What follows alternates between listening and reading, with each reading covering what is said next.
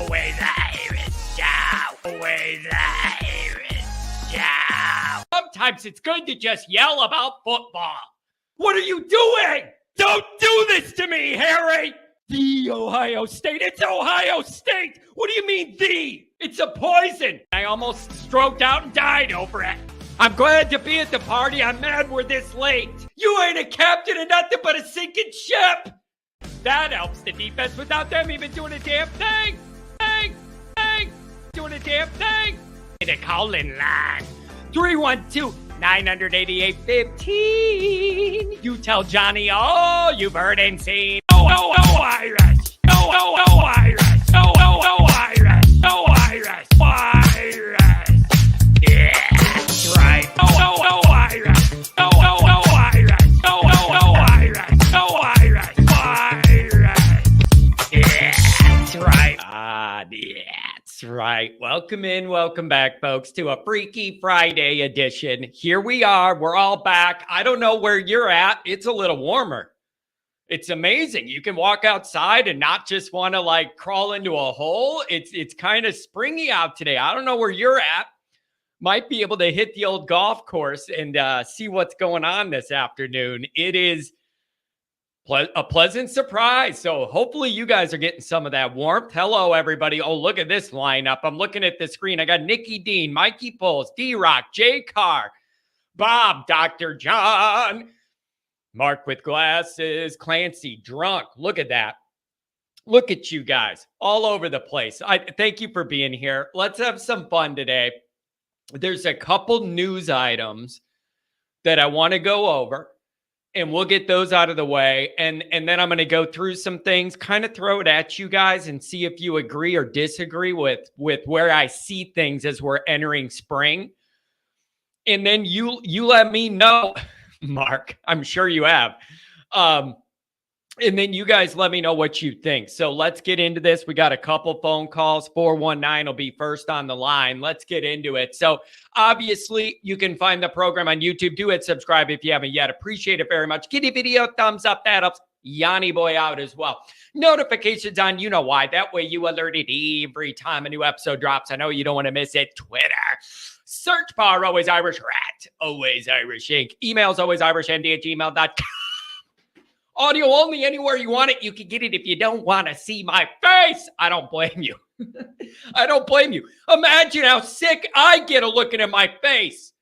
I'm dragging it around town everywhere I go. And then all I want to do is record content all the time. I'm looking at my face all the time.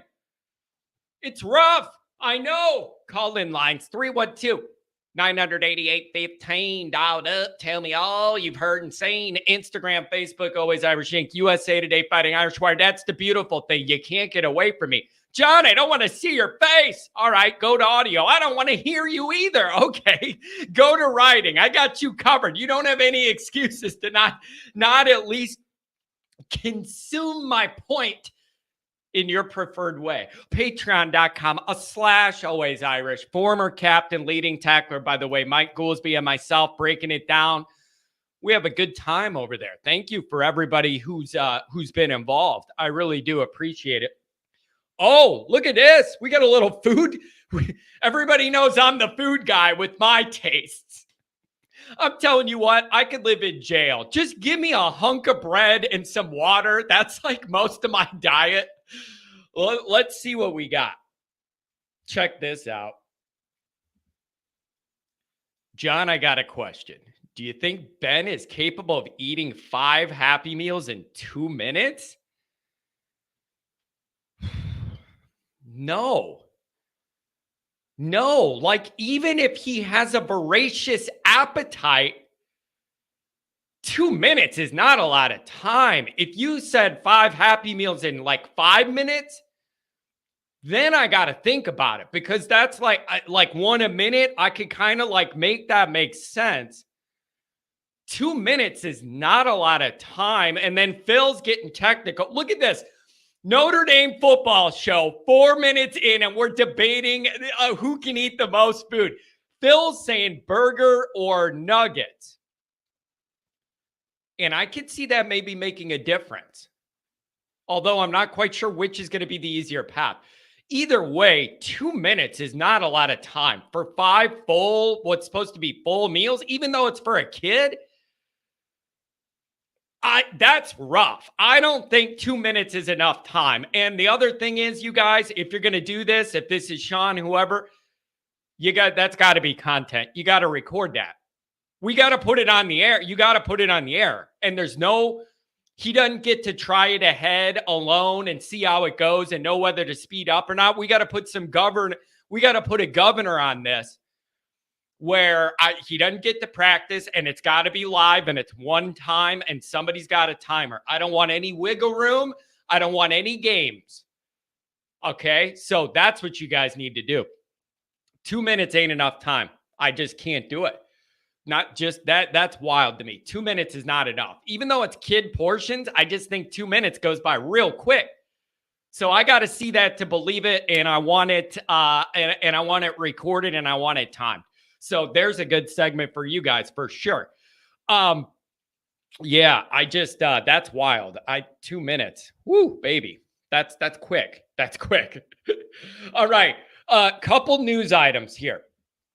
And then I'm going to get into I'll bring up a couple calls. We'll get into this. So here's news item number 1. Owen Strebig, Notre Dame. Everybody was expecting it. That wasn't a big surprise. This was not one where you're going, oh my gosh, which way is it going to go? I'm on the edge of my seat. Was told Notre Dame a long time ago, Notre Dame. Now, 6'8", almost 300 already. Yeah, now we're talking. 6'8", bringing guys in, starting at 6'8", 300 that's where I want to be. That's where I want to be. Angela, good to have you here. Always good to have Rudiger on the show. And I'm very excited to see you and the family in a month and a half, whenever it is, for Blue and Gold. God, Blue and Gold's still like a couple months away. I want it to be like now. I'm just ready for Notre Dame football again. I keep talking about like the spring ramp up. We ain't even there yet. Anyways, 6'8", 300, Owen Strebig. That's what I'm talking about. Getting these guys that have the frame young, and then you could build whatever you want, build them whatever they're going to be. You know, if it's 330 is the max, whatever. But it's 6'8", close to 300 now. That's a great foundation to start. Notre Dame ended up in a position last year where they were playing some guys on the inside O-line that literally were 280. Not big enough to compete. I'm sorry, you guys, but it bothers me when I hear O-line you, O-line you, O-line you. In the middle of our line is 285, and you're getting bullied and pushed back against the better defenses we play. That's not my idea of O-line you. That's not my idea of O-line you. Not even having guys that have the size and weight you want. Before you even worry about what happens on the field, running a guy out there in the middle of your O-line that's 285 getting bull rushed, bro, I can't live that way. That's not O-line you to me. Give me a bunch of guys coming in at 6'8", 300, and now we got ourselves a wall.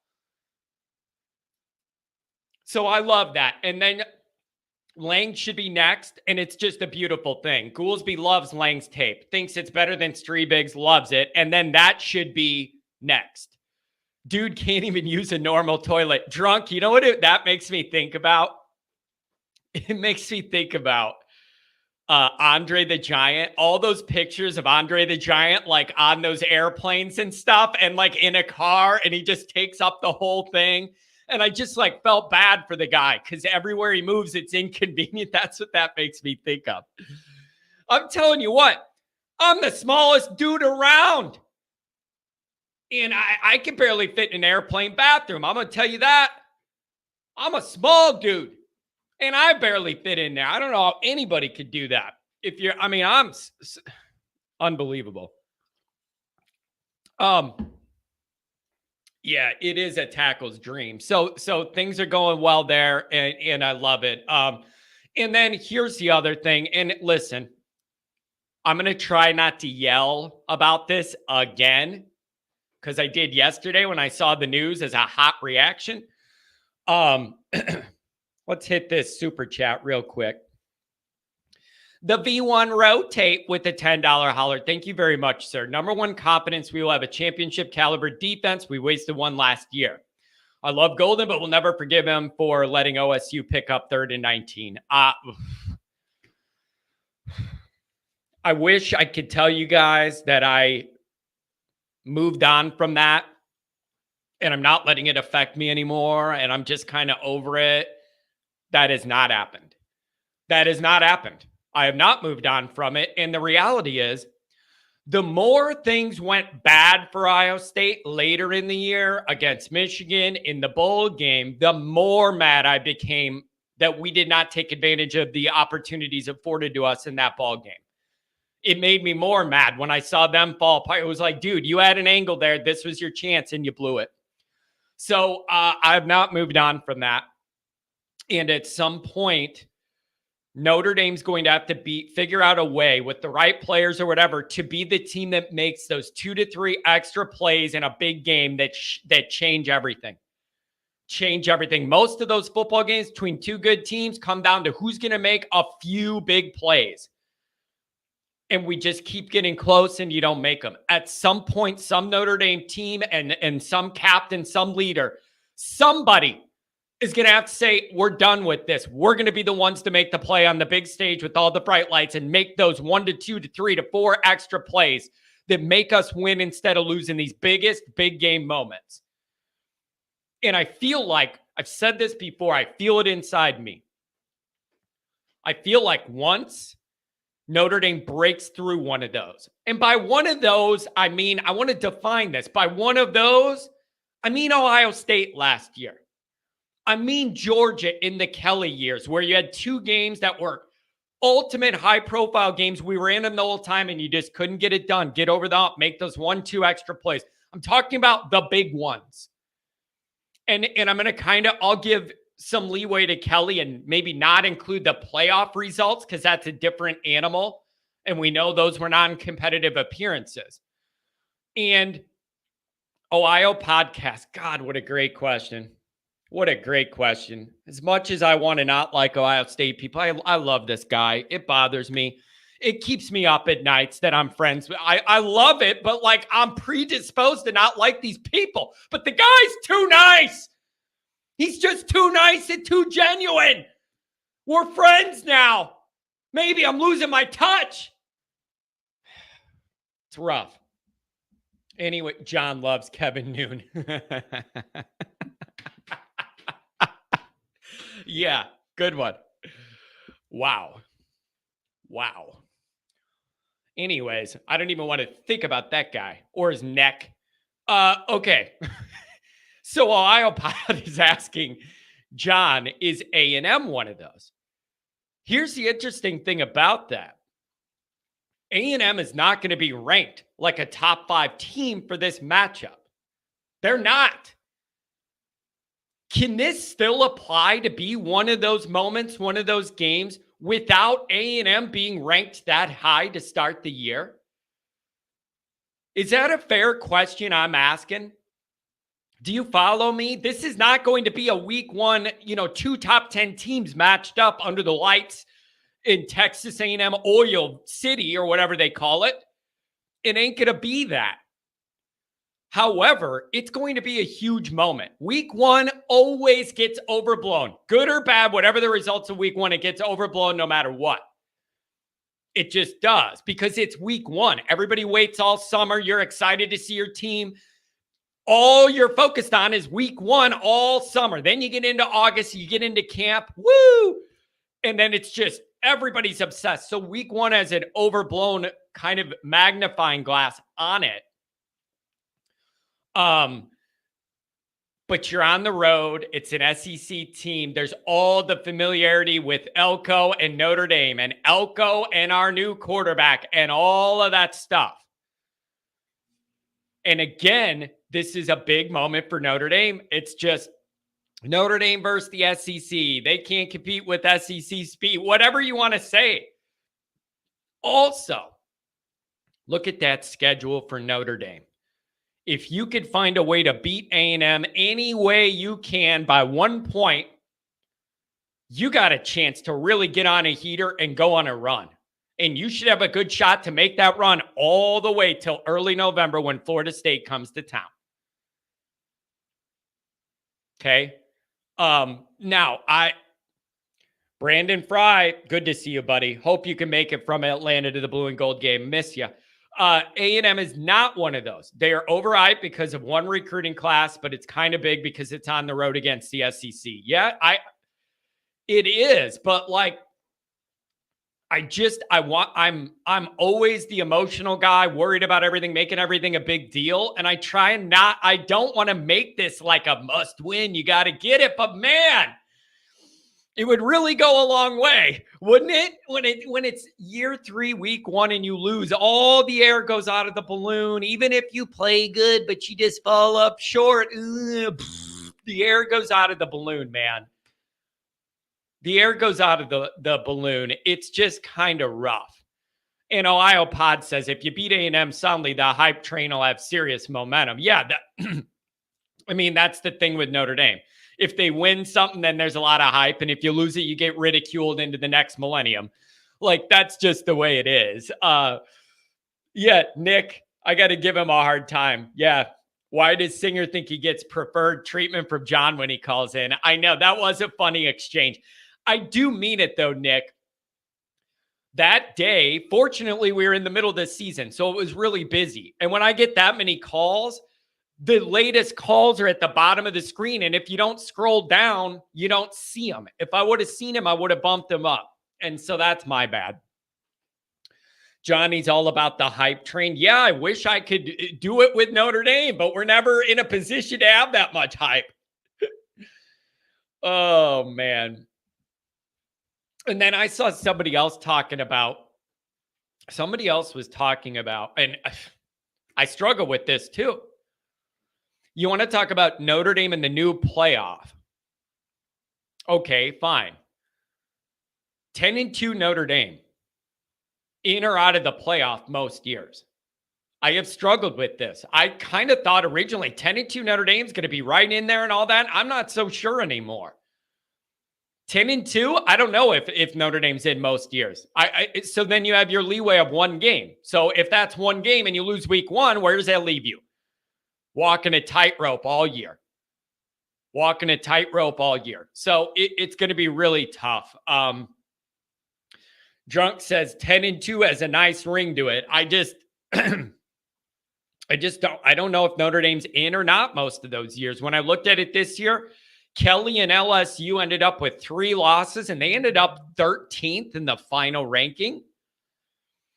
And then you got to account for the non-Power 5 team, the Group of 5 team that gets a spot, which I don't understand either.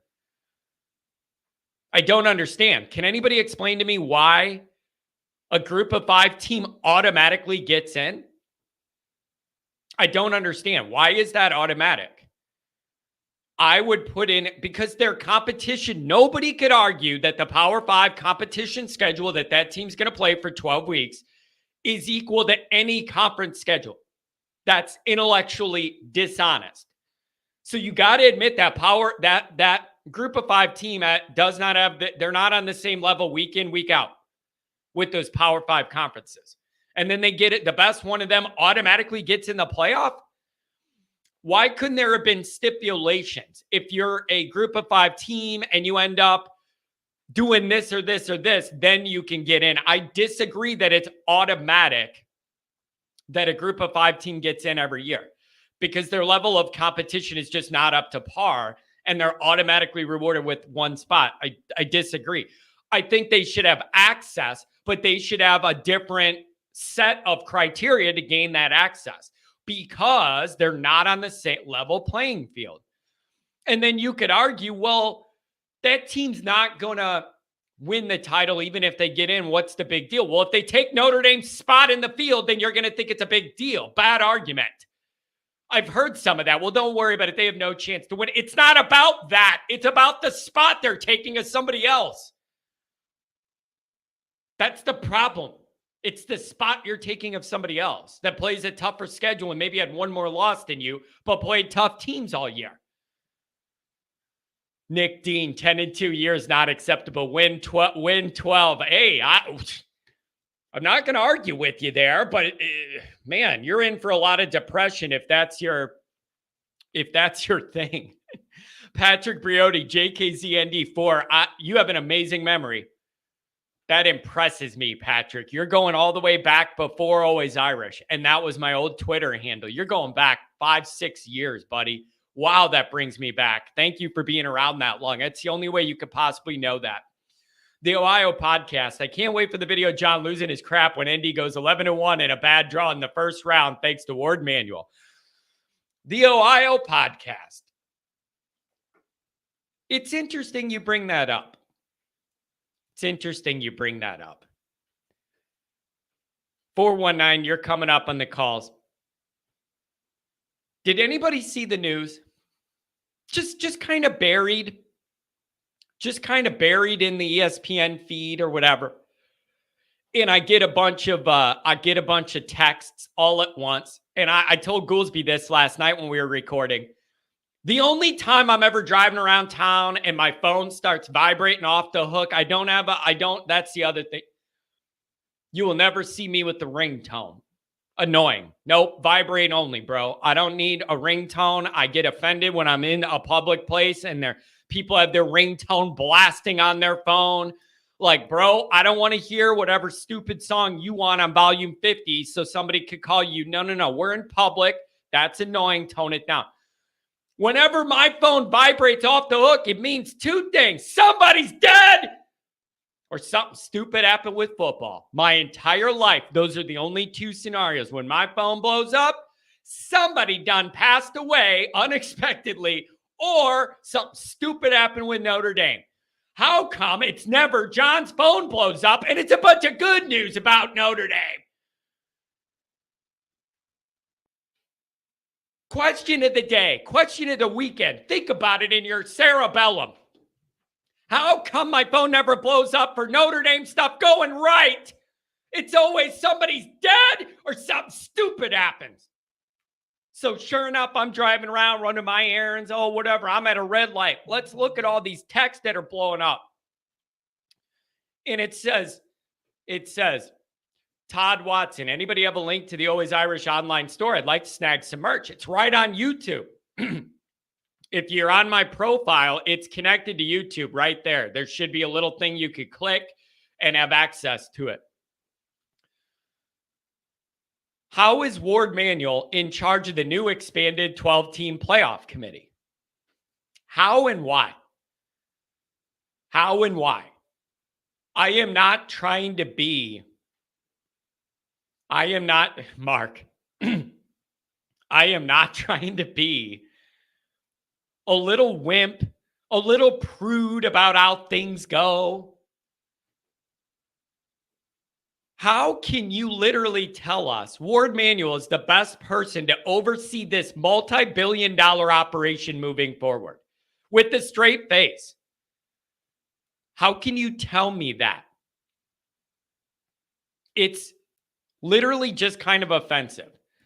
Ward Manuel has done nothing but flout the NCAA, work against the NCAA, defend his own guys when he knew they were doing wrong and it was all recorded and he was in their camp. You know, this was not a position like at Notre Dame where if something happens, you have the athletic side on this side and the academic side or whatever it is on that side and they're against each other. That was not this. This was Ward Manuel fully on the side of Harbaugh, and they tried to smooth things over, cover things up, tamp it all down, whatever, putting out statements. We support Harbaugh, even though we know these things are going on. All of this.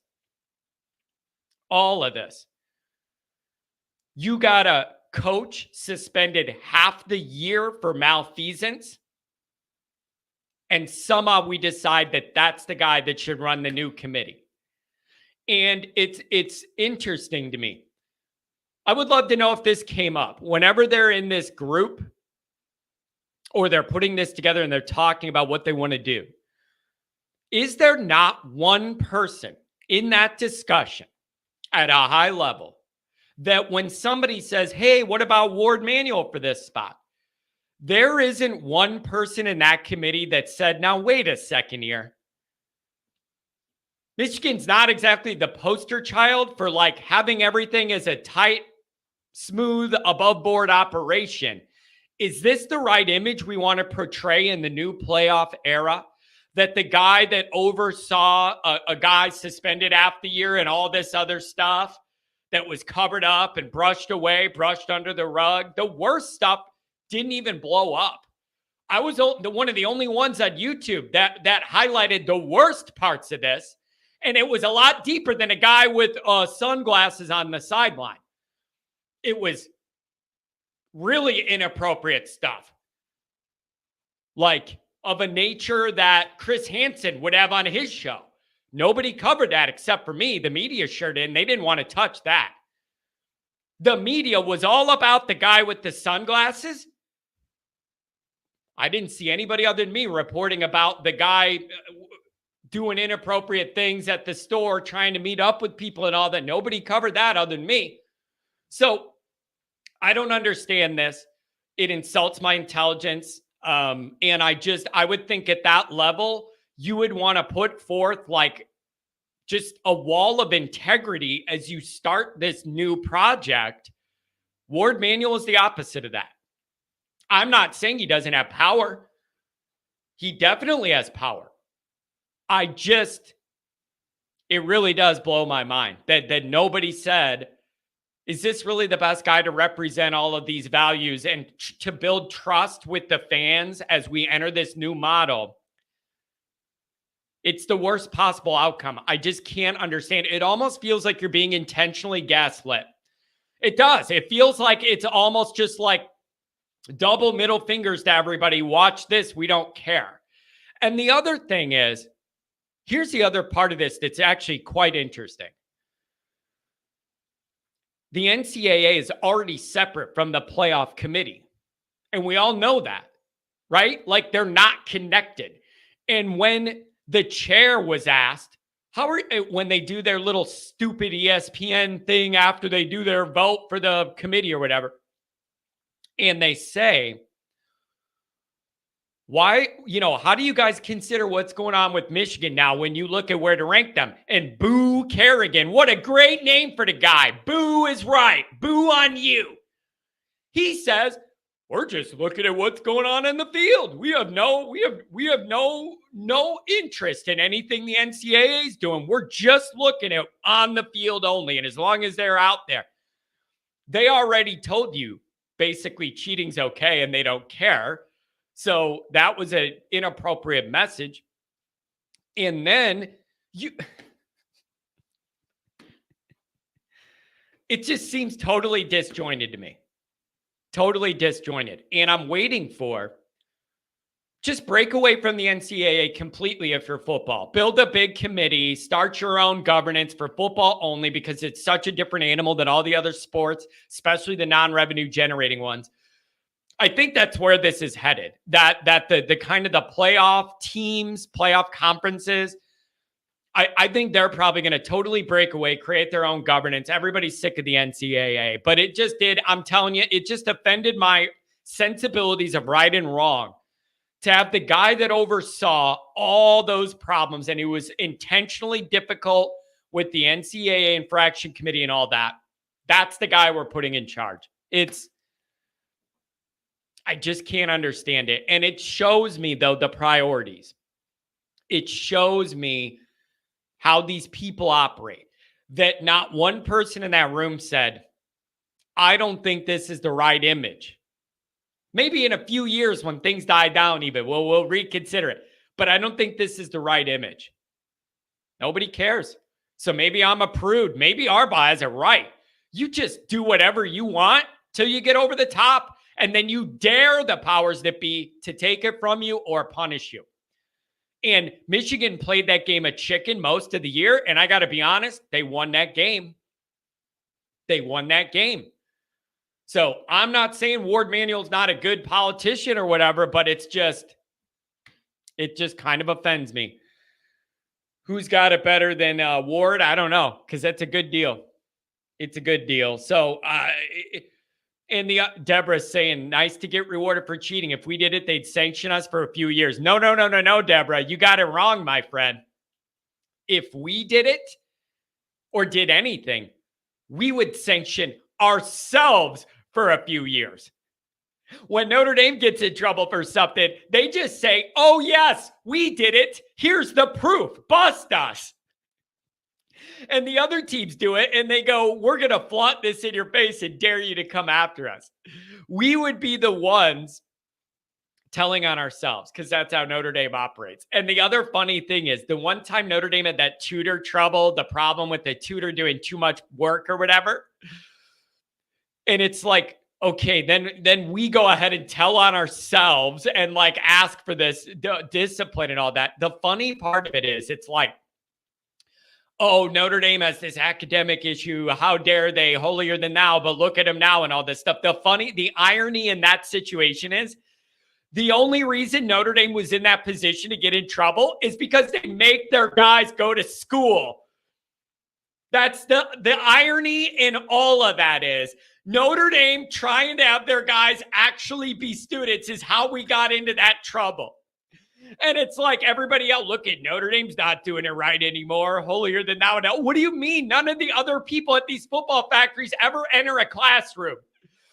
And so it's just funny to me that Notre Dame trying to make their guys go to class ended up with us getting in trouble. And those that have fake classes set up or don't make their guys go at all, nothing, not a peep.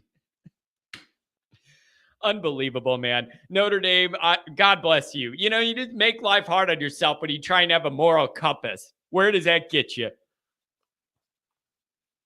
Hey, Conundrum, 419, you're coming up. Conundrum. This is interesting. Goolsby and I, we were doing a Patreon, and he brought this up. And he said, John, as a former player who was beat up all the time, sore this, sore that, torn this, partially torn that, training till I barf and pass out and can't run anymore. My legs are jello, all of this.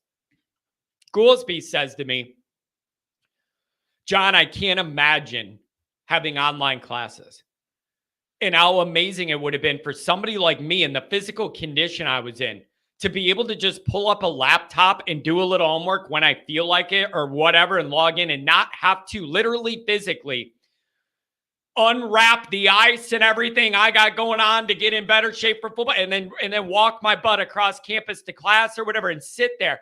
He's literally saying all that stuff adds up and it matters. And he goes, college football players, king of naps. King of naps. And a lot of those people don't have to go to school and you could get your body right and you could rest and sleep in or take a 4-hour nap in the middle of the day. Not worry about any of that. It's harder at Notre Dame. That's the way we want it.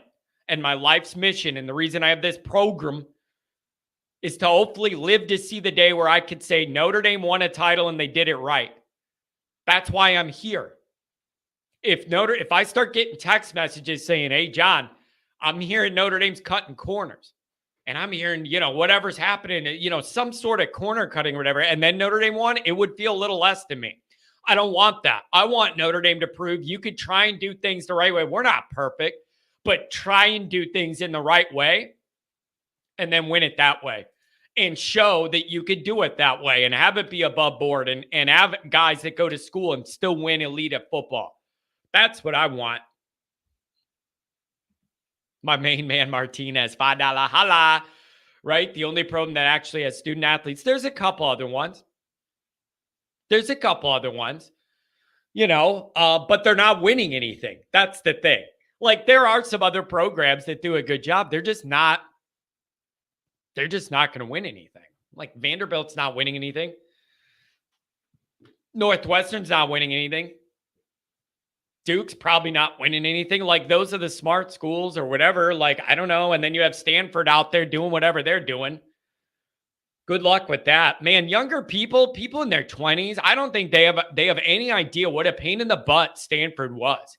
With McCaffrey and Andrew Luck and all those and the tight ends. And man, if you're in your early 20s, I don't think you remember what a difficult road it was to play Stanford. They had it cooking for a while there.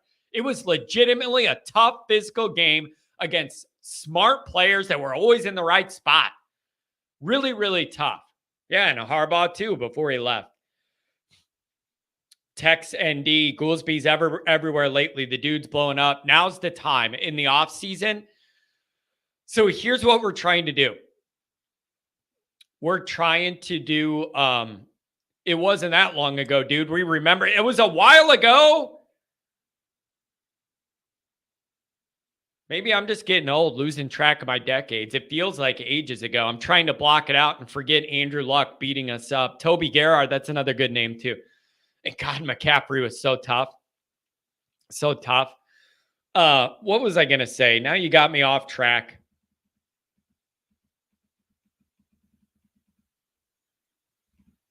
Irish Cubby. I've always been proud of being an ND fan for their academics doing things the right way.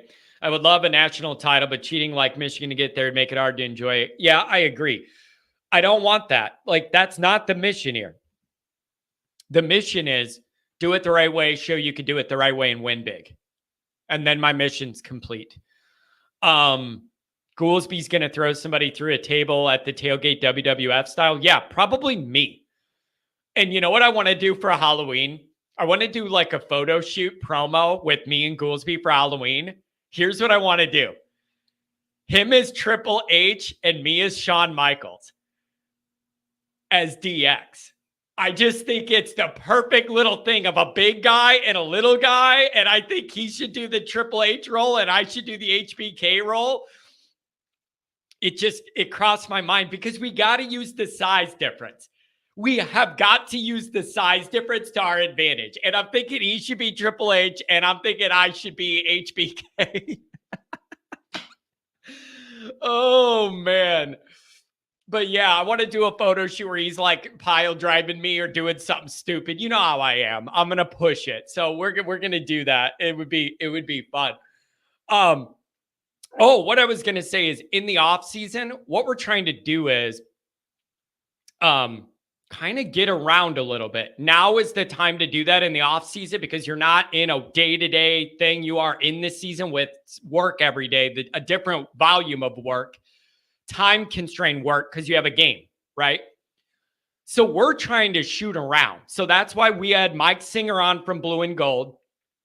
And then him and I will both kind of go back to Blue and Gold and do some over there. So then they have coverage.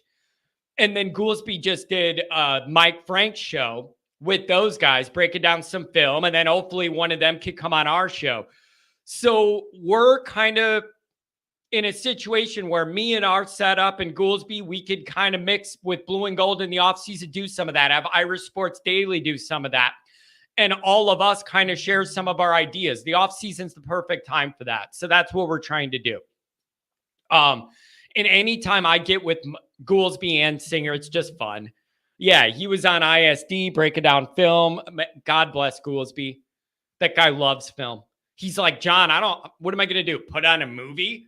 He's like, no, it's midnight. I have nothing going on. I'm putting on film and I'm breaking down the offensive lineman. It's just beautiful, man. I love a guy that's football-y and just loves football. He's like, John, I'm not watching TV. I'm pulling up film. It's beautiful. 419, you're on the line. What's going on a Friday? Oh, not a whole lot. Calling in to unload the clip on this Michigan athletic director news. Listen, man. And am I being over dramatic that it offends my sensibilities a little bit? Yeah, it's nuts. I mean, I know a lot of Michigan fans, and everybody hates this guy right now for multiple reasons. And yeah, and it's kind of puzzling. I mean, they want him gone for the wrong reasons. They want him out of there for letting Harbaugh leave, and they're still pissed they fired John Beeline. But wait, okay, but Mark, wait, think about this. They were all supportive of Ward when he was putting out statements during the fall with all the drama going on, when he was putting out statements in support of Harbaugh and, whatever, we're going to support blah, blah, blah, blah. So they loved the guy when he was deflecting everything and kind of run the cover and do all that. And then now Now what? Now, because Harbaugh left, they hate the guy? Like, there was always going to be a bill due for this, Mark. There was, whether the Michigan people want to be realistic or not, a bill was coming due for the way you operated and did this.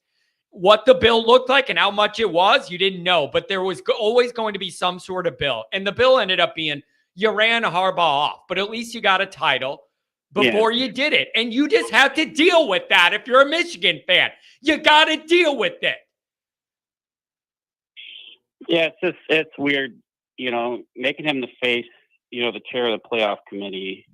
I did some Googling, and if you look at the last calendar year of what took place at Michigan, so I wrote some of this down so I wouldn't forget it. But obviously, there's that much. There's that many items on the list. That's a red flag right away, Mark, that you needed a spiral notebook. Yeah. So hear me out. So Harbaugh was suspended twice for 2 separate incidents. Their linebacker coach, Chris Partridge, was fired for destroying evidence of the sign stealing. Their co-OC and quarterback coach, Matt Weiss, was fired for computer crimes. FBI was involved. Yep. You had Connor Stallion suspended and fired for sign stealing. You had that Alex Yood, Yood, fired for trying to pick up a 13-year-old with alcohol, caught on video. Yep. And I mean, that's just the football program. You got, Juwan Howard was suspended 5 games for fighting. And this guy's the face of the 12-team playoff. Yep. And Mark, did clown show. Mark, did nobody in that room even have the thought to bring up that maybe this is an image that right now, given the recent happenings, that it's an image we don't want to represent us? Or did God bless Mark, maybe somebody rose that and they got outvoted. But it would be a priority of me if I'm building out what this is going to be, that I would want as much trust built in on the front end of the process and who's in charge of it as we get it going. And there's some uncertainty of how it's going to go. I would think putting a forefront of trust to the public and all that would be a priority. It just seems like it isn't. Are we oversensitive, Mark? Are we oversensitive? Are we being little whiny babies about this? It really does hit me wrong on just a moral integrity level. Am I being a prude? Do I just need to get over it? Yeah, I wonder, do other fan bases get upset like this? Or are they? Yeah, I don't know. Is it just us? Because I just think it's ridiculous. Like the optics of it all. Yeah, the optics. Like he shouldn't be on the committee, let alone be in the chair of it. And if they do rulings on this, they're gonna have egg on their face. They're gonna look like idiots. Yeah, it's man, some people are saying I don't think other fan bases care. So then are you telling me, okay, then maybe this is our Michigan, our Notre Dame arrogance? Mark, are we the problem? Are we why it's Notre Dame's holier than thou, that I'm sitting here and I have a problem with this and other people just don't? I don't want to be a whiny little baby about it. It just really hits me as a lack of integrity and foresight of this committee setting up this very important new thing, that's the face of it. The guy that oversaw a coach suspended half the year, which has never happened before in football. That's the guy we need to lead all this. I can't make the rationale make sense other than Mark, maybe it's this. Maybe it's we need a guy who's going to bully his way around everything and make sure everything we want to happen happens. And that guy is that guy. Maybe that's the answer, Mark. Maybe it's that committee wants a bully on there that's going to get his way and do whatever they want to do. And they just saw that guy railroad the entire college football system this year. Maybe it's exactly what they're looking for. Maybe I'm giving him too much credit. Yeah, I don't know. He looks like a Dollar Tree King Kong Bundy or something. It's like a fat. It's slob. Rough look. It's a rough look, and I hate admitting that bothers me too. But just seeing him waddle around in charge just rubs me the wrong way. But Michigan fans can't stand the guy, and so. But main thing is, like, why can't we go back to the BCS? Money. It was money. Easy to follow. Money. You didn't have to have this stupid ass show where they come on, they have to explain why so and so's here and explaining it and backlash. Money. If you have the strength of schedule, the win loss, average the polls.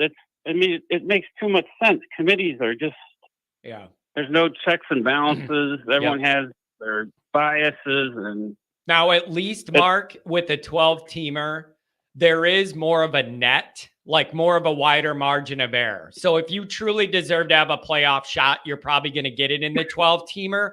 Like, I could see where a number 5 team would be left out and feel offended severely and maybe deserve it. Yep. Number 13, I don't think many people are going to cry for 13.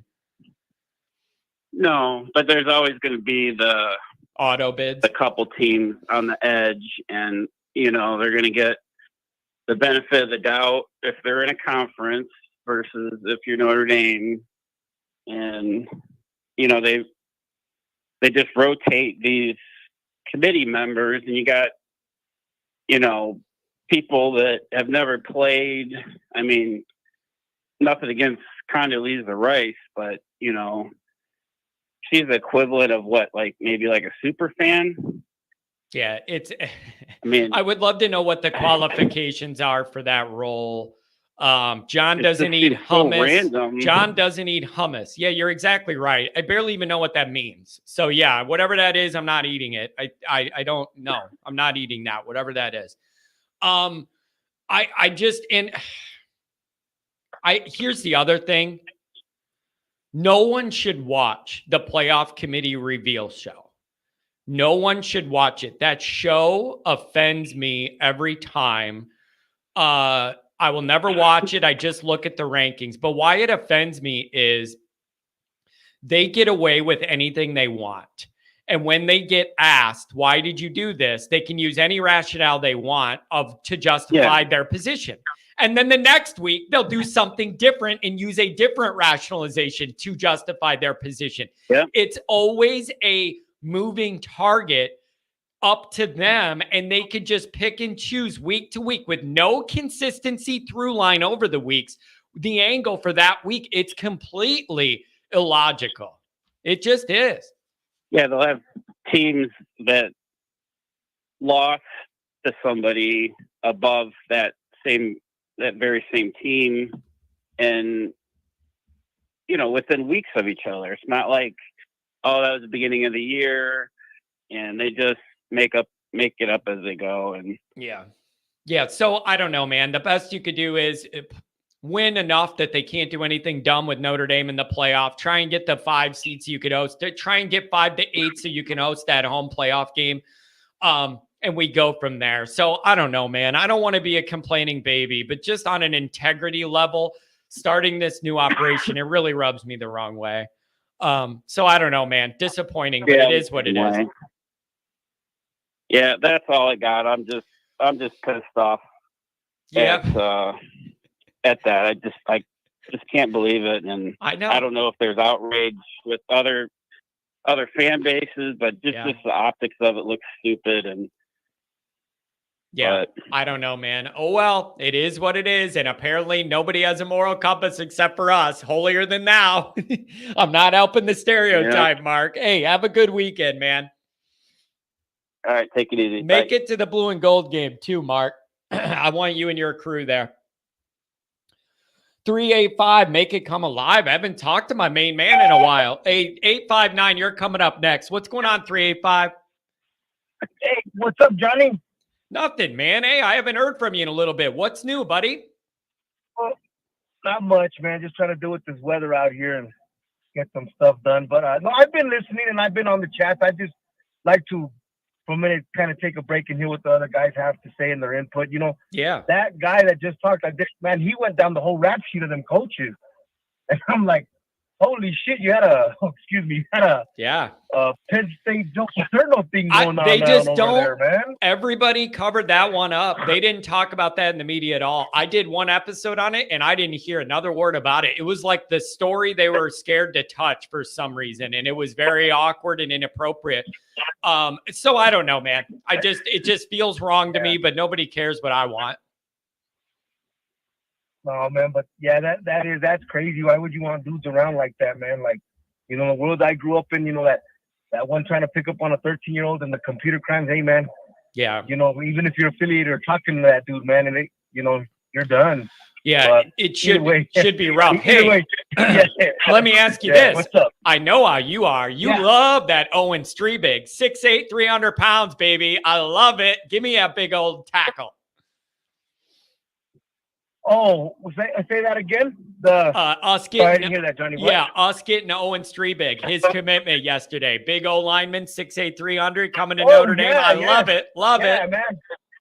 Oh, that was great news after considering CJ May from Alabama had decommitted. Yeah. You know, and that was great. That was great news right there, man, because like I said, I at the bowl game I was really happy and impressed with Charles Jagusah's performance. So I was like, man, that's awesome landing that guy, man.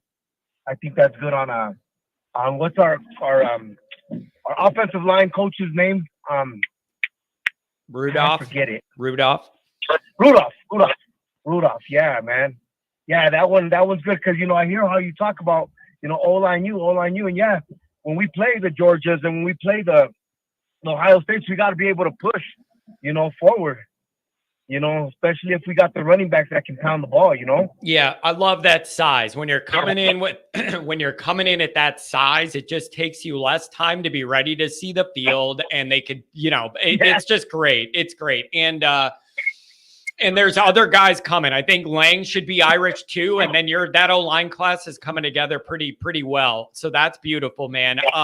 And I got to tell you, man, I'm really, really excited about spring ball. There are genuinely so many things I'm interested in seeing from all of the quarterbacks, all the early enrollees, all these guys fighting for spots. I love it, man. This is going to be a really productive, competitive spring session, and I am here for it, man. These guys are ready to fight it out, and I'm here for it. Yeah, man, I'm excited about that quarterback competition too, man. Like I tell you, like I've told people, like in my opinion, they'll be like, I don't think we should have went to the transfer portal, but you know what? When you look at it, that it created that competitive atmosphere like that, and maybe bring out the best in the ones that, you know, and all four of them, I think, you know, I stand corrected. I think it's a great idea that they did that, you know, and the way you're going about, you know, describing it. Yeah, man, it's going to be an awesome spring game. Yeah. And it's, dude, I'm telling you, I mean this sincerely. I'm not exaggerating or joking. There have been multiple years where I literally was not excited to see any of our quarterbacks play because I knew none of them were good enough and I was going to be mad and I'd be going to the blue and gold game like I kind of don't even want to see this. Now we got 4 quarterbacks that I want to see what all of them can do. It's beautiful. I genuinely want to see what all of these guys can do. It's beautiful. They're building some depth there. Yeah, they got studs, and like on the show, like, you know, that you and Goolsby and Singer, great show, by the way, too, man. Like I said, tell Singer when you talk to him, I was just giving him a hard time, man. I love his show. That's actually how I found your show, because it said blue and gold people actually watch Always Irish. Oh, yeah, so that's how I found your show. You know, through the algorithm. It's fun, man. It's fun. I like crossing over a little bit because everybody kind of has their different feel and approach to their show. So when you could blend them, it's really fun. I like giving people that. Oh, it was fantastic, man. I watched it yesterday. And, you know, I thought about what you guys were talking about, the recruiting aspect, and how would we have got a Kadarian Young, you know, out of Texas, out of small town in Texas, you know, if Kelly was in, and you know, he answered, and what did he tell you? You think he said no, right? He's like, I don't think we would have. Yeah. You know, so I love the way you guys brought that aspect in, because me as a fan, you know, I don't see it that way. I'm just like, hey, it's Notre Dame. Why didn't that kid want to come here? You know? Yeah. But, you know, we're the richest school in the world. You know, but the way you guys put it together and say, you know, and bring out those observations. Man, I was like, oh man, that's why. So I thought it was a freaking great show, man. I was pumped about it. Well, thank you. I appreciate that. So I don't know. You know, one thing I want to tell you, though, yeah. But one thing I did want to say, you know what? I absolutely love because a few weeks ago they seen all the recruits come in, right, before all the commits. And it's awesome the way I know that there's been some worry about Deuce slipping. Man, that boy loves Notre Dame, man. Like, if he flips, it would be really, really surprising because I know that people are worried because of these other SEC schools going after him now. But, man, that boy, he's all in his Notre Dame gear, and I think he's leading the charge for that 2025 class. Man. Yeah, and I love that, man. I really do love that. And, I think I've mentioned this before. People are nervous. Deuce is the kind of athlete that all the SEC schools are going to come hard at in the later stages of the recruitment. Yeah.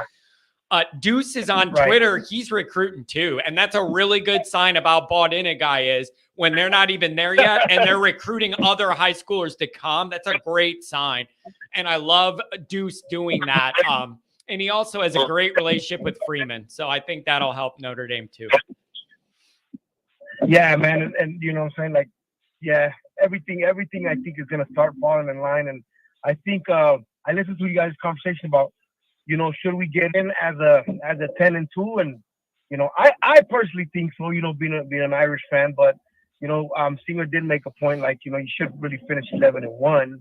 And I think I'm going to comment on, I think our strength of schedule is a lot tougher than what people think. That's been up for debate. Man, I've seen people debate that all different ways. I've seen people go, this schedule is way easier than last year. And I have other people I talk to who go, there's landmines all over this one, just like last year. So which is it?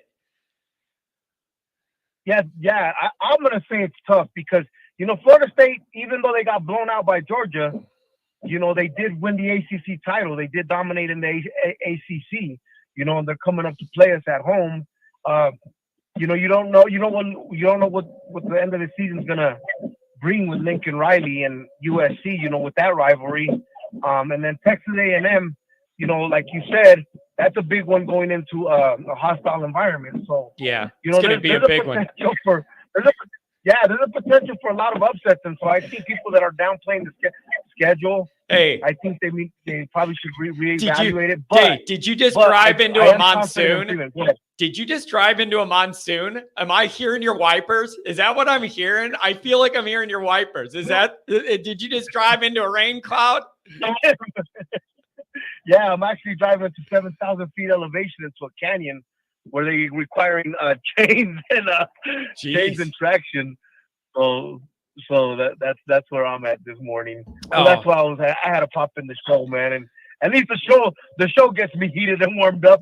There you go, baby. I love it. And again, every time I talk to you, I don't let you get off the phone before I say blue and gold, you're more invited to the tailgate. And then the Ball State game, when we have the big game tailgate, you're invited to that too, my friend. Would love to meet you. Awesome, John. Hey, go Irish, onward Notre Dame, man. Love what you guys are doing. Do another segment with Singer, man, and even the Lucky Lefty podcast. I like those guys too. Yeah. So have a good week. Have a good weekend, John. Take care, brother. Enjoy the Super Bowl. That's the other thing, you guys. 859, you're coming up. That's the other thing, you guys. I have almost no excitement for this Super Bowl at all. I just don't care. I don't care. Blyberg, yes. I don't care. I don't care about either of these teams. It doesn't mean anything to me personally. It's not going to raise my blood pressure. All the things that do raise my blood pressure, the NFL really doesn't. Oh, Angela. God, I love you. Only Usher. Now, here's the deal. Angela, you know where I'm headed with this. I'm telling you this right now. Everybody. And it has to do with my chain, by the way. If Usher does not finish this halftime Super Bowl show with a rendition of Yeah, with Little John and Ludacris there, I'm boycotting the NFL forever. That's gotta be the finisher. Does it not? It absolutely has to be the finisher. And it's not just Usher and like Little John. No. I need me on the dance floor in college. And it's got to be Usher, Luda, and Little John. Yeah. Okay. What? Like, it's got to be. It's got to be. And it's got to be the finisher. That baby, that is got to be the finisher. It cannot be in the middle. It cannot be in the beginning. No, no, no. That's got to be it. Yay! Okay. And then it's even funnier. It's even funnier because Little John on his own doing his whole routine was already funny. And then when you add Dave Chappelle doing it on his show, it went to a whole nother level. Yay! Okay. Love it, need it, want it. Brings me back to a simpler time in my life where all me and Pat did is drink Miller Lite and look at the girls. Like you had no other worries. So that's what I need to happen. That will get me a little excited. I do admit that. So I would like to see that. But the actual game, it doesn't do a dang thing for me. It doesn't do a dang thing for me. And also, if you're going to have Ludacris there, give that guy, let him do a song or something. I'll never forget. Who was it? We saw Ludacris and David Banner, I think. Southern Hospitality Tour at, what is it, Memorial Arena, U of I, whatever their basketball, Memorial, I don't know what it is. It's U of I. I don't pay attention. Whatever U of I, Assembly Hall, whatever their big building was, is where it was. It was amazing. It was amazing. That was when Ludacris was at the height of his thing. Oh, it was great. I loved it. It was hilarious. Yeah, that was good. So yeah, I guess I'd like to see that, but the actual game, I do not care. I just don't care. Even the Bears, it doesn't raise my blood pressure. Yeah, Pat, I brought that up early. 60 degrees, John, going golfing. Get out there, man. Get out there. It's like the first time in forever you even can. Jason says, Ling and Matty Augustin are the guys left on the O-line board. Notre Dame expects to get at least one, if not both of those guys. Like, that is every single thing I've read, heard, and been told behind the scenes is Notre Dame fully expects to land at least one, if not both of those guys, and then feel great at O-line. That's the idea. That's the idea. Oh, what else? There's a couple chats earlier that I wanted to get to. C. Jones, not sure it's a concern, but would like to see the improvement in the in-game coaching decisions of Freeman in year 3. Here's my thought. My thought on that is, I know Marcus is a smart guy. Okay, he's a very, very bright guy. And he's able to balance a bunch of things at once, like all the responsibilities he has. But Marcus is a bright guy. And I just feel like he's going to intuitively pick up on some of this stuff. And he's going to gain comfort with it. And I've had this debate with Goolsby and other football people of how do you speed up the clock of a head coach learning how to feel his way through game decision-making. And there's a couple things you could do. One is you could seek out people that are older that have been there, done that. Now, could that be Al Golden? Literally, I did have an afro. It wasn't a fro. I don't know what you call it. I grew out my hair and it was like 5 inches and it ended up being curly. So I literally would have just a big old thing. I'll post a picture somewhere. You guys will make fun of me. I look like Ronald McDonald, but I didn't care. So you could talk to guys like Drunk. Sometimes you just say like one or two things and it's innocuous, but I know where you're going and I'm on your wavelength and it hits me as extra funny. It's funny to me. I could just tell by the way you're like, a lot of you guys do that. Oh man. But what I'm saying is Do you sit with Al Golden and go, how do I make better in-game coaching decisions? Like, I don't know how far you could gain, Mark. I don't know how far you could gain by doing that. And just like asking those guys. A lot of this is probably just you got to live it and have a body of work and experience. And you have to live through making decisions that burn you. So like a lot of that, I really genuinely think you have to go through it on your own and pair up your own football brain and the way you see and feel the game with the realities and then blend those. Risk aversion, like willing to take risks. There's a lot of variance in that. Like how risk adverse are certain coaches other than others? Like so some of this, he's just going to have to feel his way out. And the hope would be he's such a bright guy that by year 3, you see the corner starting to turn on some of that. Now, I have heard other Notre Dame shows argue. Did anybody own Doc Martens as a kid? Blyberg, I remember that. That was like the big brand. Yeah, everybody had those. I remember it. So I've heard other shows argue that coaches that have 20, 30 years of experience are making mistakes every week, just like Marcus is. He's doing it in year 2. And they're like, I don't think that's the reason Notre Dame lost any game last year. And Notre Dame fans are overdoing it. Maybe, maybe not. And it depends how you define a lot of these things. There's no way you could tell me coaching didn't have a part in losing the Ohio State game. There's no way you could ever convince me that, because it was malpractice on offense and defense to end the game when you had the game won in your hand at home. So you can't tell me that on that. And then if you want to talk about, well, you could be like, coaching decisions didn't lose the Louisville or Clemson game either. And then I could kind of come back and say, all right, we were totally and completely unprepared to play those football games. Is that not coaching?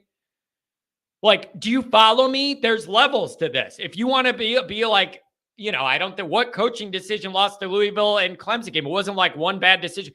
What decisions led to our guys not being interested or ready to play in those games? Those are coaching things too. You not being able to motivate your guys to go on the road in a hostile environment and play sound fundamental football for 4 quarters. That's a coaching problem.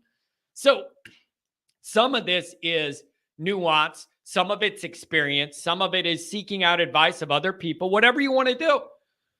But I do want to see some of it tighten up. The Ohio State thing is unforgivable. The last offensive and defensive series are absolutely unforgivable. I'll never get over it until the day Notre Dame wins a championship. Then I'll let it go. Not letting it go till then. 859, you're up on the line. What's going on a Friday? Give me a second, John. So, how are you not losing your mind? About You're what? You're telling me the new... How much things do I need to lose my mind about in a week?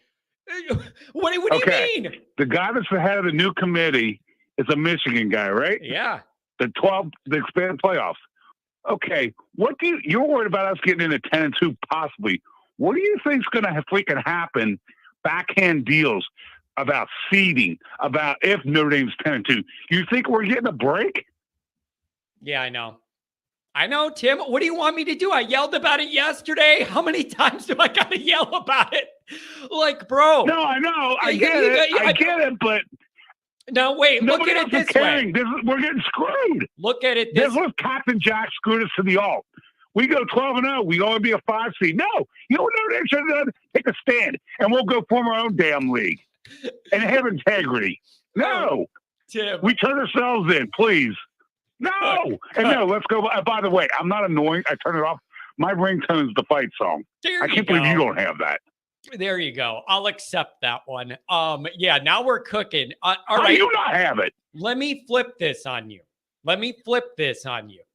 Ward Manuel's the ultimate navigator, the ultimate politician, the ultimate maximizer, trying to get run out of everything and high profile and all that. Maybe maybe Ward would want Notre Dame involved because it makes all them look better and there's more revenue to share, whatever. And Notre Dame's a big brand involved and whatever. So maybe what fantasy war do you win? When is let's go back to the history of Notre Dame. When has anybody from Michigan ever given they're anti-Catholic? They're the reason we're not in the Big Ten, thank God. Yeah. Give me a break, John. Tie the history on this. But are we sure that fielding Yost's bigotry has like gone down the decades and now Ward Manuel has it too? Like, are we sure about that? We don't know it, but I'm sorry on that. I hold a grudge. Yeah, I can. If you're allowed to be counted in Pettis, no. Yeah, it's man. I'm a proud Catholic. I'm a proud Catholic. No. And you should even be more insulted. Irish are even more insulted. How many signs were posted up? Need not apply if you're an Irish Catholic. Yeah, I know. No. I don't like it. I don't know what level. What does my head have to pop off of my body? He doesn't want to be Catholic, John. Tim, and you don't want me to go down that whole list, please. Of why they don't want to be. That's why we haven't won in a long time. If you honestly think we're getting in and we're going to get the benefit of the doubt, I don't think we have to go 12-0 to get in. But it's seeding, you know that. Our ultimate goal is to win a title. And if we don't get a good seed, which Matt, I told you about this a long time ago when we said, all right, seeding, Captain Jack just gave us no benefit. He collected his $5 million and moved on. Really? Okay. We could have I don't want to get that. And now it's a Michigan guy doing it? Are you kidding me? We're getting no benefit of that. Because they'll say, all right, screw Notre Dame, and I'll help your conference out. Maybe. We need a third-place SEC team to get in. Screw Notre Dame, we're going to put them in. Here's the issue I'm thinking of. I think this comes into play when Notre Dame's at 10-2 and it's borderline. And I wonder how that goes. Okay. I think 11-1 Notre Dame's in no matter what, and they're not going to be able to keep them out. But at 10-2 Notre Dame makes me very nervous. John, it also comes down to seeing, like you said, a 3-loss LSU team was 13 this year. You don't think seeding is going to come into play in this? And you know it does, because you're going to play a tougher team based on what your seed is. Yeah. It's I don't know, man. Now, also, let me ask this. Is this a different playoff committee in size, structure, and operationally than the other one? Now that you're dealing with a bigger field, is this a bigger collection of people to decide because they have more games to look at and more teams to evaluate? Maybe it's a bigger committee than we realize, and then influence will be diluted by having all those people. Or it's a bigger committee than we thought, and they all hate Notre Dame. I don't know, Tim. I have no idea. There's no transparency. I don't know. We'll know that when we know what we got from NBC deal. You tell me that one. Where's those numbers, bro? It makes me so mad that I got all those tweets. Oh, we have a deal with NBC. Great. Nobody ever told me the number. What's the digits? I think we got sold out big time. They put their little hints. I guarantee NBC probably got cut a deal and said, all right, go do that little niche for 3 or 4 years. Then if you didn't like it or they want to run you out, we'll hire you back. Yeah, man, it is interesting because nobody could tell me Bavacqua sliding into that role didn't have a lot to do with that relationship. I would like. Yeah, why haven't they released the numbers? Answer the question. Why haven't they? This whole thing. And I agree. May they have gotten into where they care if they win or not, but ultimately, do they? I mean, it's not the same. It's not the same vibe. It never will be. But here's a thought, Tim. Follow me. I get that Notre Dame's private, so they don't have to release salary information or money that comes in the way public institutions do. Yeah, they do. I thought they did. Yeah, they do. I thought they didn't because they're not getting on any state money. Yeah, 990. You got out of 990. You got to list your top 5 paid employees. And at one time, it was the fat man. Yes, you do have to release it. Santa Claus was on the payroll. No, you know who the fat man is. I know. I know. So let me ask you this though.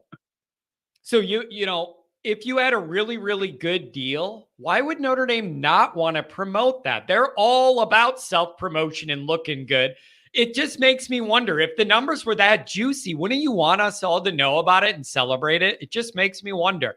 Just Johnny's curiosity. Because that tells you because they tell you they're not. Yeah, I don't know. But the deal's got to be decent. I just see no way possible. All of those guys working in cahoots together with Bavacqua and all them. There's no way it's not a decent deal. I just don't think so. I don't know. Well, I'm an intelligent person. You're a very intelligent person. Why are you not releasing it? Yeah. Why are you keeping it secret? I don't know. And tell me, they haven't broken that yet? I mean, really? They don't want. I don't know what the backlash, but the ultimate goal is to just be politically correct. It's not the three fundamentals that Notre Dame used to be. It used to be about religion, academics, and sports, and being the excellence in all three. They don't care about that anymore. They really, deep down the core of their values, they don't. I'm sorry, they don't. Oh, that's unfortunate. That's very unfortunate. I don't know, man. There's just and that's the other question. I'll let you go. Hope I helped your show. But not to win a title, it used to be you had to win 11-game season, then 12, one game. Now you've got to win 4. Yep. And seeding's going to come into play in this. This isn't like basketball where you get hot like Connecticut did the one year and wasn't going to get in a tournament, won the Big East tournament, and then won on a 6-game streak. Football's a different animal. This is, like I said, unless a quarterback takes us to the promised land, I just don't see it because the depth, how you stagger that schedule. You did like Michigan. Why do you think they were so refreshed? They didn't play anybody. Yeah. They didn't have the injuries. They didn't have to be mentally prepared. Yeah, it's going to be an interesting run, man. And Notre Dame's depth is going to be huge. 2 things, Tim. You're going to need stars, and you're going to need depth to get. If you want Notre Dame to navigate that playoff and be more than a one and done or something, win a couple games, you're going to need bigger, better depth, guys that can contribute because there are going to be a lot of guys getting beat up, and you're going to need elite playmakers that are going to turn the dime, turn the needle in your favor in some of those moments. You're going to need them. Well, let's put it this way. Let me be positive. There you go. I like that. We're going to head into the weekend positive, Tim. Let it rip, baby. Maybe they announce a deal when they announce this big building or the renovations to this new football facility. Maybe that's when they give out the numbers for what the new football TV deal is. Yeah, but if I'm them, but if I'm them, I want 2 different big pops with all the focus on each individually. So I wouldn't want to blend them. I'd want 2 separate big pops for that. And I did want to ask you about that. You beat me to the punch.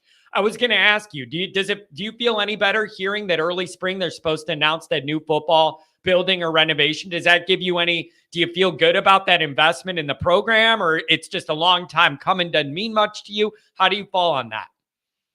No, they care, but are they building a new building or are they just renovating? Yeah, I don't know that yet. I don't know that yet. No, you got to stay state of the art.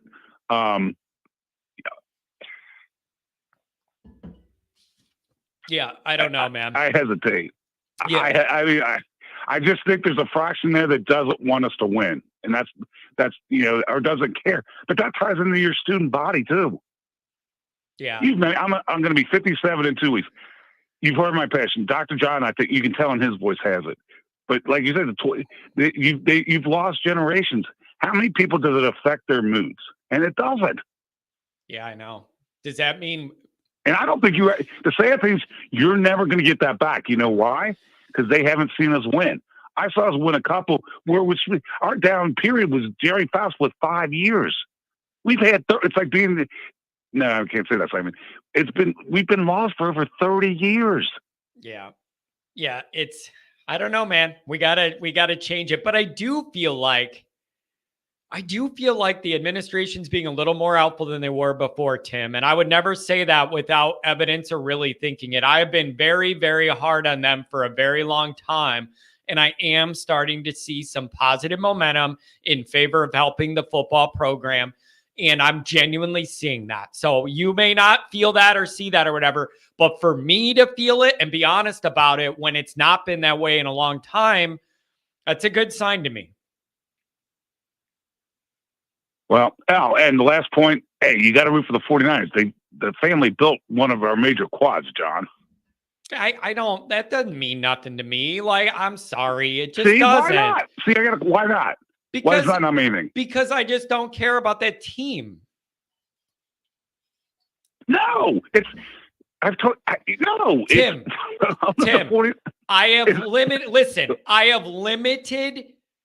have a reserve of things I can get mad about and yell about and care about in football. And I got my eyeballs full with Notre Dame alone. I don't need to take on any other football concerns other than that. You don't need to live and die directly. No, I didn't say you need to live and die to 49ers. It's how you root. It's like picking a pro game. All right, I look at the roster. How many ND guys are in this half? How many on the other half? It breaks it down. I love Tranquil, but I'm not going to put. I hate Taylor Swift and all that stuff. But I live 10 minutes from the Bengals stadium. You know who I rooted for when the 49ers played the Bengals twice in the 80s? And I think both were in the 80s and then 92. 49ers. Why? Joe Montana was the quarterback. It's a simple science. You live and die, ND. You look for that first, and then you move on. They built a quad, John. All right. If it makes you feel better, I'll root for them, but I still don't care. I'm just saying who I am. I know, John, I'm a nut job. You think I'm weird? That's okay. I have to be who I am. Oh, that's just how I operate. Well, look who you're talking to. Who I am. Why are you talking to me like I'm Captain Normal? Give me a break. I think you and I are both out on an island, maybe for slightly different reasons, but nobody's going to accuse me of being normal. We don't have that problem. I love you. Have a good weekend, dude. Take care. Have a good weekend in all your 49ers gear.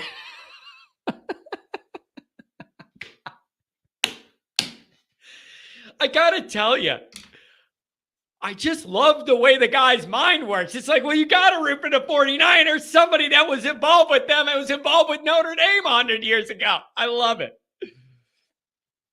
Oh, my God, that's funny.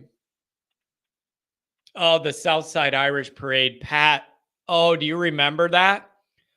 Pat, we were just walking into strange people's houses, and they're all giving us food and beer, and you just go to all the houses, and you don't know anybody. It's just like open, and you walk in everybody's houses in the neighborhoods, and they feed you and give you beer.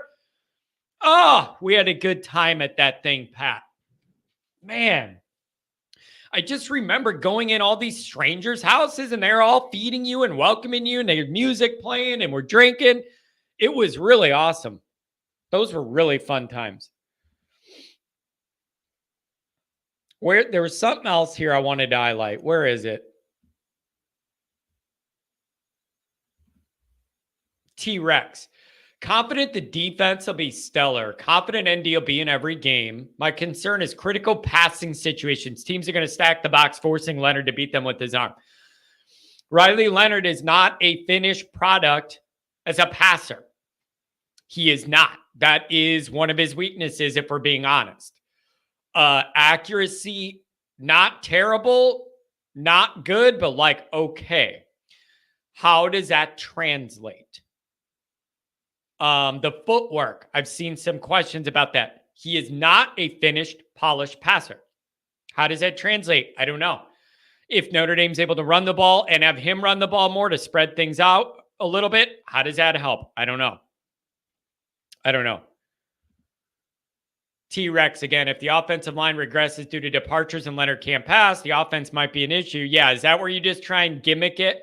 Spread it out and have Riley run or do whatever you're going to do then? Yeah, that's how this could go sideways on Notre Dame a little bit. The O-line makes me nervous. They weren't good enough last year, and they lost a lot of experience from last year, and they weren't good enough last year. So where does that leave me? Even with the twin towers of tackle or whatever, that's where Notre Dame's exposed a little bit. I love those running backs. I love a lot of this stuff, but it's like, what are we going to get out of that? And then we're going to end up in a position where everybody's going to tell John, oh, John, don't worry about it. It takes 5 weeks for the offensive line to gel. Do. What? You don't have 5 weeks. Drives me absolutely insane. Oh, it takes half the year for the O-line to gel. John, back off. So what? We're just going to lose a few games and then, by the time week 6 and they have it all together, but we have 2 losses. Too late.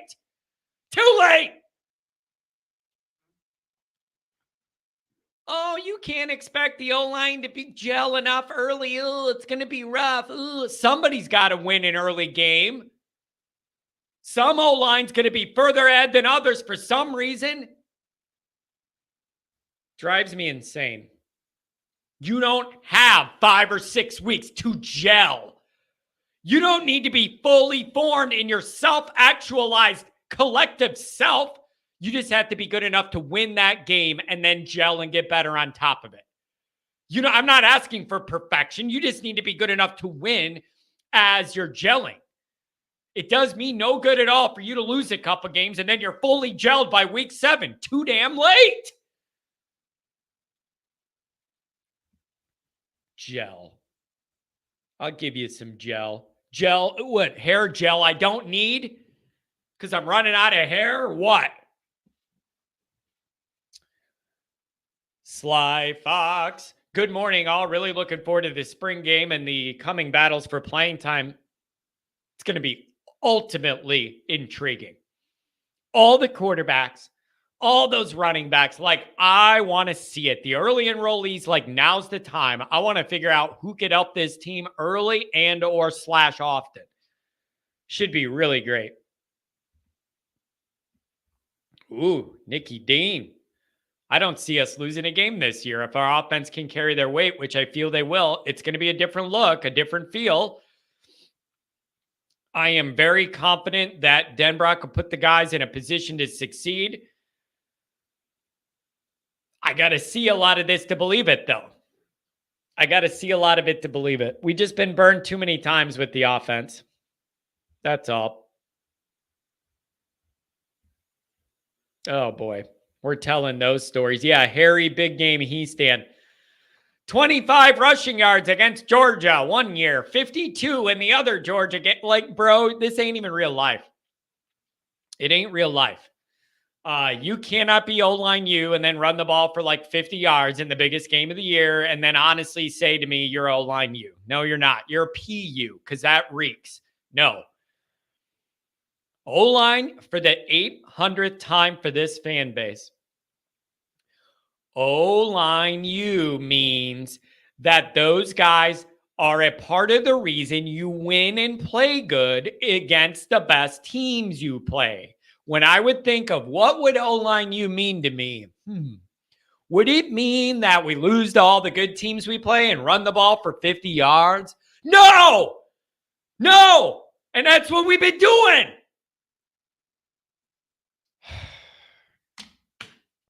Not running into stack boxes will help as well. Well, that's the other thing. Gerard Parker. Oh, they have 90 guys. They have 90 guys on the line. Well, I know what we should do. Run the ball right into that wall. Why? Because we're just going to do it. That's why Denbrock's here. That's why Denbrock's here, to change that. It was awful against Clemson. Clemson absolutely brought everybody up, stacked the box, knew Notre Dame was not going to throw it, and we literally ran it right into 9 guys every time.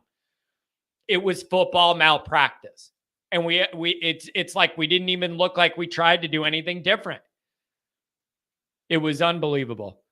Terrence, John, this is the 618. I'm going to be at both the Blue and Gold game and Ball State. That's beautiful, man. You got a place to eat and drink.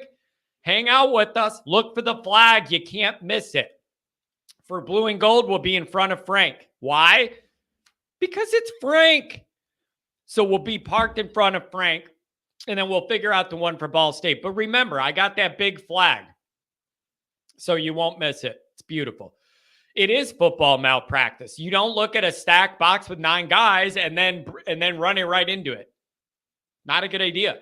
But it was the predictability of it is the problem. Clemson knew Notre Dame is not capable of throwing the ball and burning us. There was no risk. And we ran right into it. It was unbelievable. Now, this is an idea I can get behind. Ulster stinks. I'd rather have Weird Al. Here is the funniest thing Weird Al ever did. I love it. If you're really old like me, does anyone remember Weird Al TV? Weird Al had a TV show. It is just called Weird Al TV. And the funniest thing he did was he would take a celebrity interview, like Paul McCartney or Cher, whoever was popular back then. And he would take a real interview. And what he would do is he would have their real answers to a real interview on like some, entertainment show. But he would ask them ridiculous, stupid, like offensive questions. So instead of the news anchor asking it, it'd be Weird Al asking ignorant questions. And then it would go to the celebrity's real answer to the real reporter. It was just the funniest. I'm telling you, look it up. It's the stupidest thing ever, but it made me laugh. All those dumb interviews he did. Weird Al TV, man. Amish Paradise, that's a banger, bro. Like, eat it. Just Weird Al's awesome, man. Weird Al's funny. He's hilarious. That's an old school guy, man. I was just listening to Amish Paradise the other day. Yeah, just all the parodies and just it's really funny. And then all the people that would get mad at him if he did their song and they didn't approve. Oh, Weird Al, God bless you. God bless you. What does Adam have here? Where are you? Ooh, $10 holla from Adam. College Football Playoff Committee sure has high standards. Supporting the biggest cheating scandal of all time is perfectly okay. Adam, you asked what you missed. That's what you missed. That's what you missed. $10 holler from Michael Phillips. Thank you very much, sir. I really appreciate it. Love the call. The call from on Cincy. John, I'm 59 and Notre Dame has 4 national titles in my lifetime. It blows my mind anyone under 40 has not seen a natty. Hang in there, it's coming. Michael, I think about it all the time. And my dad tells me all the time, John, your generation is in the danger zone. When you start losing the lineage of winning from one generation to the next, of seeing championships, knowing what it looks like and feels like to be in that moment and what the team must look and feel like and be like to know that's coming, all that, having those standards. My dad swears, he goes, John, your generation is in the danger zone. I'm going to be the first generation in 100 years to maybe live and die and we haven't won anything. I was 4 in 88. That doesn't count. I couldn't remember it. I couldn't process it. I couldn't enjoy it. I'm talking memory of knowing with your mind what it looks like to be that good. I'm in the danger zone. And I hate that my generation is the first one that doesn't have those memories. It's dangerous. What that allows is expectations to drop. You no longer have a title bar when you've never known it. And a lot of people, if you don't have a proper perspective of history or you don't have a dad or a grandpa telling you the standards, that's how it drops. That's how you have people thinking Kelly's doing a good job losing 2 games 10 years in. And it's just dandy. Another good year. No, failure. So thank you for the $10 hour. I really appreciate it. I haven't been alive for a major bowl win. Yeah, it's rough. That's really rough, man. That bowl thing, we got to end that. We're going to knock it all out at once. The playoff, that's what we're going to do. We're going to knock all this out at once. Win a playoff game, and then it also counts as a major bowl game and be able to wipe all that gone. All gone. Roger Dodger, I'm going to keep dressing like it's 1988 until ND wins a natty. Yeah, some acid wash jeans and, whatever else they had going on in the 80s. Weird time. You know what else, too, you guys? 80s music. Weird generation of music. Like, you had your 60s stuff and your 70s classic rock boom. 90s had the alternative stuff and all that. Come in the 80s is just a weird decade for music. I don't get it. You had all the synthy weird stuff going on. Like, it was just a weird time. 80s music is the one I just can't connect with. 60s, 70s, yes. 90s when I was growing up, yes. The 80s was a weird decade for me. All that synth weird stuff. I don't get it. LA Gear sneakers, Bugle Boy. Yeah, those are the days, man. I've never had a connection with that 80s stuff. I just can't make it work. Guns N' Roses don't do nothing for me, man. What am I trying to serenade a biker chick? Guns N' Roses don't do nothing for me. I don't get it. Rocket Ismail. There you go. There he is on the wall. Oh, beautiful thing. All right, people. That's going to be it for the day. What is wrong with me that I don't like Guns N' Roses? It doesn't sound good to me. I just don't like it. It doesn't sound good to me. I'm not trying to like impress the ladies with that. Like, I just don't get it. Chicago. I'll give you Chicago.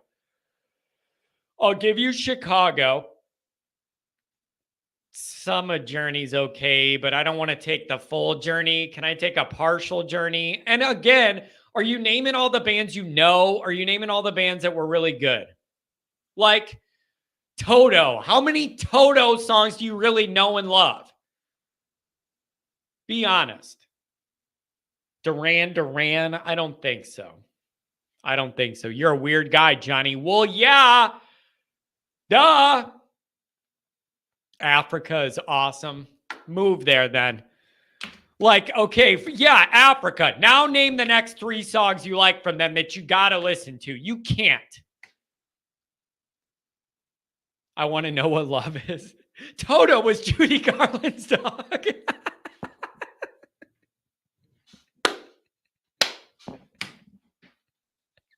I don't know why that was funny, but I can't be the only one who ever wanted to ask, is it named after that dog? Prince, Michael Jackson, or Madonna? No. Yeah, Michael Jackson. There's a few songs I could dance to. But the Prince thing, I missed that wave. And I like a lot of like black music. I missed that wave. I could never find a connection with Prince music ever. I just couldn't. And Madonna? No. Why would I as a dude ever listen to Madonna? Isn't that like, I just can't ever, no. I just can't. Beethoven was pretty good. Yeah, I used to listen to. And then people are going to go, is it Beethoven, that dog from that movie? Wasn't there a movie with that dog, Beethoven? I'm just saying, I could never imagine a world of me in the 80s popping a Madonna cassette in and driving around town. That's not music for men. I have no idea. That's just not music a guy should listen to. Madonna. What? Yeah, you know me. Like a virgin for the very first time. What sort of dude's driving down the road playing that? Seriously. What kind of dude is getting in their 1988 Chevelle or whatever and it's bumping? You know what I need to bump? Like a Virgin. And I'm going to lower the window so everybody hears it when I'm at a red light. Some of the Phil Collins stuff got kind of weird. My problem is I'm such a classic 70s rock guy. When you start getting weird in the 80s, then it got out of my wheelhouse. Classic rock, like late 70s, that's my wheelhouse. And then you get into all this synth weird crap in the 80s. It just got weird. Yeah, Pink Floyd, obviously, but that's going all the way back. That's 70s bleeding into the 80s and evolving. John was bumping What's My Name by Snoop before the 93 Florida State game. Now you're talking my language. Doggy style drops. Now, yeah, Boy George. You know me, bumping around in the 80s, bumping my Boy George. I do like Fast Car. But I prefer the original Fast Car. Let Tracy Chapman do it. I don't need country people doing it. I don't need covers. Let Tracy Chapman do the one thing that is remembered forever, that for some reason still hits people. And it still hits me. There's just something about Tracy Chapman delivering that song that like you feel like it just hits you at a deeper level. Yeah, I like that one. But I like the original one. George Benson. I know my dad, I think, liked George Benson. Steely Dan, oh, baby. Give me some of that funk. Steely Dan's funky, man. For those two dudes, that was funk. Like, those guys have some beats I still love. I still love a lot of those Steely Dan beats. Boy George is hilarious to me. And then the Eagles, like, they're grandfathered in, like the Eagles. But I like a lot of Eagles stuff that didn't even, like, their most popular hits. I don't know. Some of the off the beaten track thing. Like, I'm not going to sit here and do the double guitar solo from the end of Hotel California. You know what I mean? Although I guess you are right, Dr. John. I should really like the year 1988 and all the information that all the songs that came out of that. Primus, you got to be, man, that's its own vibe there. If you're a Primus guy, that is its own niche. Like, you got to be in that mind. It's its own niche. 90s hip hop wasn't corny like earlier decades, and it wasn't mumble nonsense. No, you're absolutely right. It was the best period. I love that period. Late 90s hip hop was beautiful. I don't know how did we end up doing this? Neil Diamond? Yeah, I would rather stab my cornea out with a diamond right through my eye hole than ever listen to anything Neil Diamond ever sings. I just think his voice is not good. His most famous song is the most annoying popular song I've ever heard in my entire life. It is awful and creepy what it's about. And then a bunch of white people drink 900 beers and then yell it off key even more than he sings it off key. Horrible. You could not pay me money to listen to Neil Diamond. You could not offer me money to do it. No. No way. Boys to Men. Yeah, I'm driving around bumping my Boys to Men. Oh. Yeah, MTV. Remember when MTV was about, like, music? Does anybody remember that when MTV was about music? Neil Diamond, I cannot handle. John loves Eddie Money. My word. Help me, please. Help me, please. All right, we're going to end this. I do like this, though. We could do forever. What song should Notre Dame come out of the tunnel to? That's a good question. We should do a debate about that. It would be all over a White Snake. Dude, that's the other thing I never got into is like that hair metal phase. Like they were all the same to me. All those hair metal were all the same to me. I could not decipher any of them. What is it? Not Shawn Michaels, not Bret Michaels. What's that guy? He had his own reality show with the long blonde hair. Yeah, Queen doesn't count. That's 70s. That ain't 80s. I mean, it went into the 80s, but like Queen got there. We're already in before that. Yeah, the Partridge Family. The Partridge Family. That's funny. Oh, you guys are hilarious. Why is Mia Khalifa on here? Does she sing songs now that I didn't know about? Everybody's naming bands, and then we just have Mia Khalifa in here. I don't think she's producing much music. Oh, man. Pat, wasn't that The Stroke?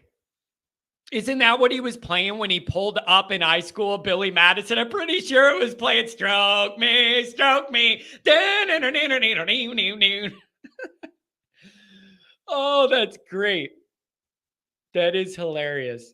Send me that Mia Khalifa link, bro. Hey, take it easy, you guys. Pat, I'm pretty sure it was Stroke Me, Stroke Me. And he pulls right up like it's the 80s. Oh, that's funny.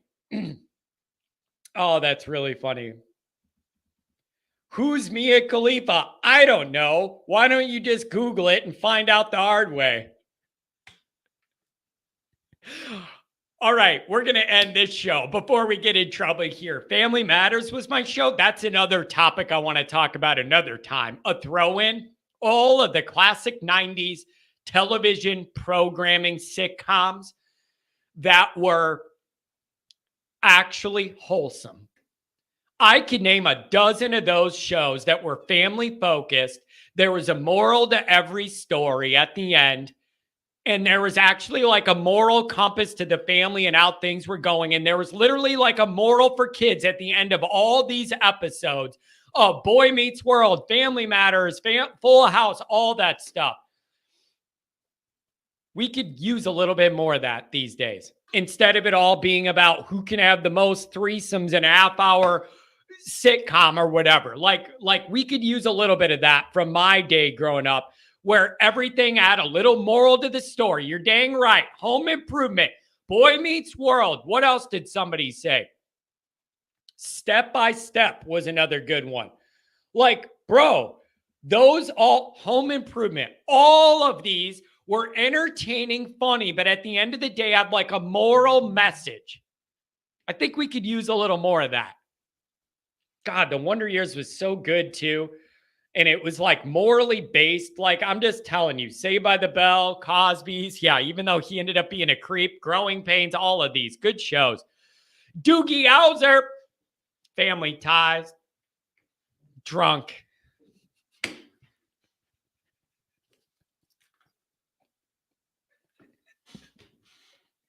All right, the show's over. The show is over.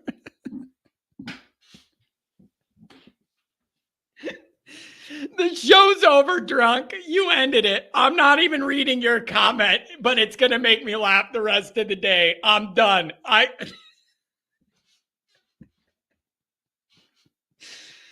All right. Oh my gosh, that's really funny. Drunk. All right. I don't know where this turned off the cliff here, but thanks for calling. Thanks for being here. Maybe I'll go live tomorrow night. I may or may not be able to make it. I got to make an airport run, and it depends when I can get back from that. Whatever. So I'll let you guys know. This was hilarious. Thanks for the donations. Thanks for the chats. This stuff is hilarious. I don't know how we get off on these things, but it's funny.